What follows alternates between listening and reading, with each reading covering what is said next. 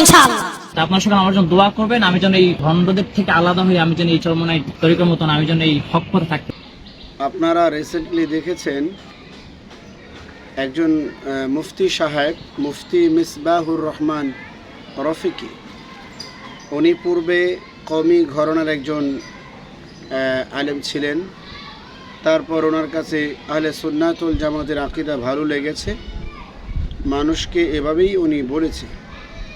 আহলে সুন্নাতুল জামাতে কয়েক বছর থেকে 2-3 বছরের মতো থেকে এইমাত্র হয়তো গতদিন বা আগের দিন উনি আবার নতুন করে চরমনাই পীর সাহেবের কাছে বায়াত হয়েছে।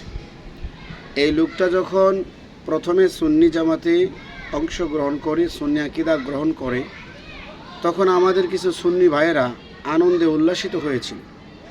আমি তখনও বলেছিলাম যে এই লোকগুলো যেহেতু পূর্বেও সে সুন্নি আলেমদেরকে গালাগালি করেছে, এখন সুন্নি দলে যোগদান করে আবার কওমিদেরকে গালাগালি করতেছে, তার মানে সে হেদায়েতপ্রাপ্ত হয়নি, সে শুধু টাকা কামানোর জন্য দল পরিবর্তন করেছে, সুযোগ সন্ধানে আবার চলে যাবে।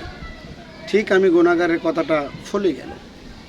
কারণ মানুষ যখন হেদায়েতপ্রাপ্ত হয়, খুব মন দিয়ে শুনবেন, ওই মানুষটা কাউকে তুচ্ছ তাচ্ছিল্য গালাগালি করতে পারে না। যে কওমি আকীদায় সে পড়াশোনা করেছে, সনদ অর্জন করেছে, এর নিজের উস্তাদদেরকে গালাগালি করতেছে সে সুন্নি জামাতে ঢোকার পর। এখন আবার দেখবেন চরমনায় ঢুকেছে, আবার চরমনায় ঢুকে আবার সুন্নিদেরকে গালাগালি করবে। এই লোকগুলো হচ্ছে মুনাফিক।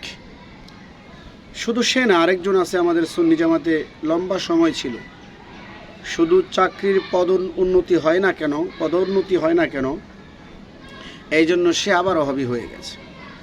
মোত্তালেব হোসেন সালিহিকে হয়তো আপনারা অবশ্যই ভুলেননি। উনি বলেন আমি আগে হাফ ওহাবি ছিলাম, এখন পুরোপুরি ওহাবি হলাম সুন্নি জামাত ছেড়ে দিয়ে। এই সম্পর্কে রব্বুল আলামিন 1450 বছর আগে আমাদের প্রিয় নবীর কাছে কোরআনুল কারীমের আয়াত নাজিল করে দিয়েছে। এখন আপনাদের সামনে আমি যে আয়াতগুলো বলবো, সারা জীবনের জন্য এই চরিত্রের লোকদেরকে চিনে রাখবেন, এই আয়াত পরিষ্কার করে দেবেন।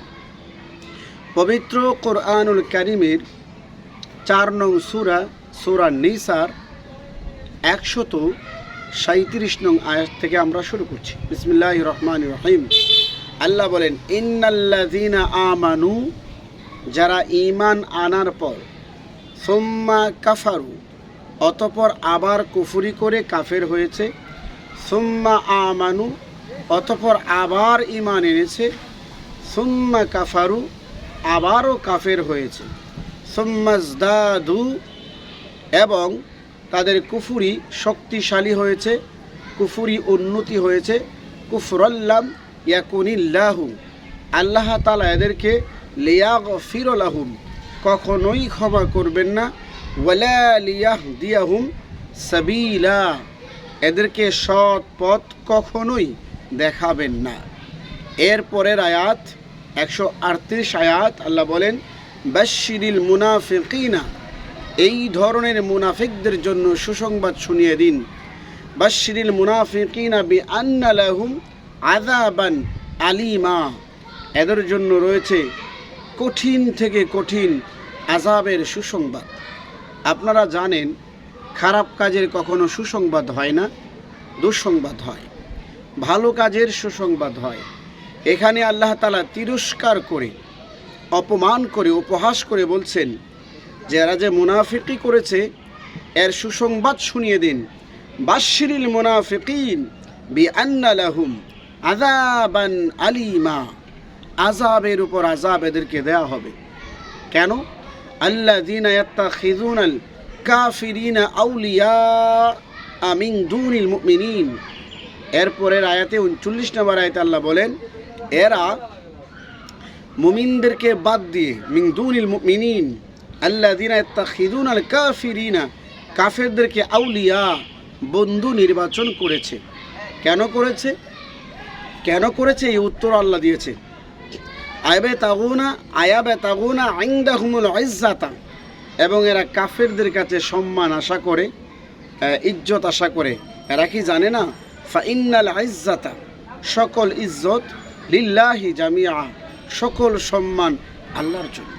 সুবহানাল্লাহ। এই যে আয়াত সূরা নিসা 137, 38, 39,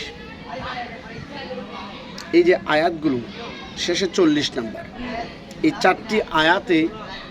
চারটি আয়াতের সাথে এই মুফতি মিসবাহুর রহমান রফিকি এবং মুত্তালিব হোসেন সালিহি এই দুজনের চরিত্র একেবারেই মিলে গিয়েছে। আপনি একবার যদি ওহাবি থেকে সুন্নি হন, মানুষ আপনাকে সম্মান করবে। আপনি একবার যদি সুন্নি থেকে ওহাবি হন, এরা আপনাকে সম্মান করবে। কিন্তু বারবার যখন আপনি দল পাল্টাবেন, তখন আশা করি যাদের মধ্যে ন্যূনতম জ্ঞান আছে এরা বুঝতে পারবে আপনি মুনাফিক, সুবিধাবাদী, যেটা সহজ বাংলায় গ্রাম্য ভাষায় বলা হয়, যেদিকে ঝুল পড়ে ওই দিকেই নলা ধরে। এটা ঠিক নয়।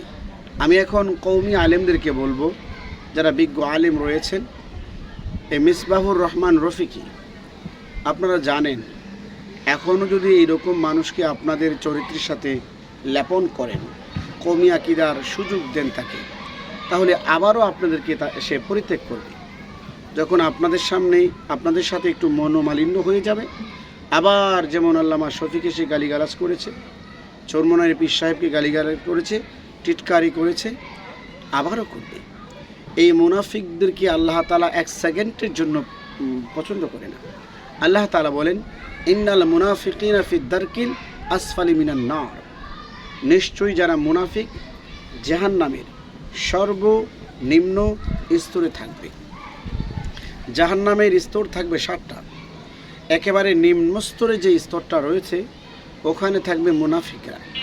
7 আরও 6 যে জাহান্নাম, এর মধ্যে যে জাহান্নামীদেরকে পিটানো হবে, রক্ত, পুজ এবং নোংরা, পচা, দুর্গন্ধময় পুজগুলি এই উপরের 6 জাহান্নাম থেকে নিচে পড়বে। আর ওই জাহান্নামের এই পুজের মধ্যে, রক্তর মধ্যে এই মুনাফিকেরা হাবুডুবু খেতে থাকবে। আল্লাহ তাআলা অনন্তকালের জন্য মুনাফিকদেরকে জাহান্নামে দেবেন। কাফেরদের চাইতে আরও ভয়ঙ্কর আযাবে তাদেরকে নিপতিত করবেন। আমি এই দুই ব্যক্তির সমালোচনা করার সময় আমার নেই, কারণ আমার জিন্দেগির হিসাব আমার দিতে হবে। আমি শুধু আপনাদের কাছে সূরা নিসার একাধারে 4টি আয়াত, পাশাপাশি সূরা নিসার আরেকটি আয়াত তুলে ধরেছি, ইন্নাল মুনাফিকিনা ফিদ দারকিল আসফালি মিনান নার। সূরা নিসা থেকে 5টি আয়াত আপনাদের সামনে সংক্ষিপ্ত পরিসরে ব্যাখ্যা করেছি।